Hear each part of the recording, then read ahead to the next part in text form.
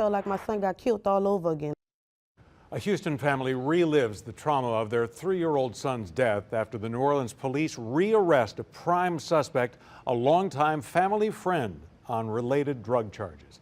Police say a white powder found on scene tested positive for fentanyl. Maddie Kurth spoke with the boy's mother, who says it's like her son died all over again.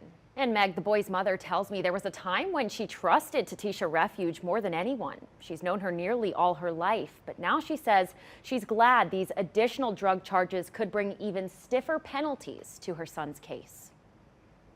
I don't sleep, I don't eat, I'm messed up, I'm in such a dark place right now. Looking for light, LaShawn Ratliff relocated her family to New Orleans after police say a gun fired at a family friend's house, hitting and killing her youngest boy, 3-year-old Rudy. Every day I cry about it. I just can't believe it. It's just unbelievable. It happened in Central City last November. The family friend and homeowner, 47-year-old Tatisha Refuge, left the home immediately after Ratliff rushed Rudy to the hospital, but police still had questions. They had a reason to search the house. Officers say they found a backpack in a closet. Inside, a magazine loaded with bullets, a scale, small baggies, and a container of white powder.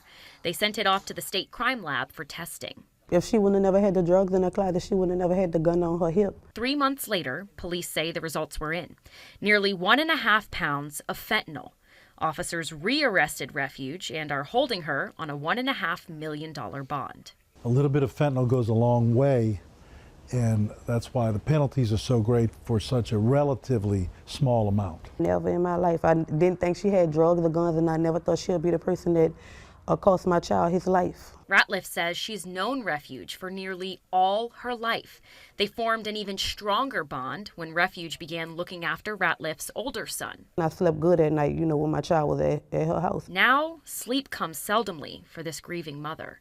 These charges come with stiffer penalties. If convicted, Refuge faces 25 years to life in prison at hard labor. I mean, I ain't gonna never see my son no more, so that's like right. And Ratliff says as the courts take control of her son's legacy, she'll be at every hearing. Yeah, I didn't move down here for nothing, you know what I'm saying? I moved down here to get 100% justice for my child, and if that meant moving down here, I'm back. Now, Refuge is expected back in court for a status hearing next Tuesday, the 18th. Meg?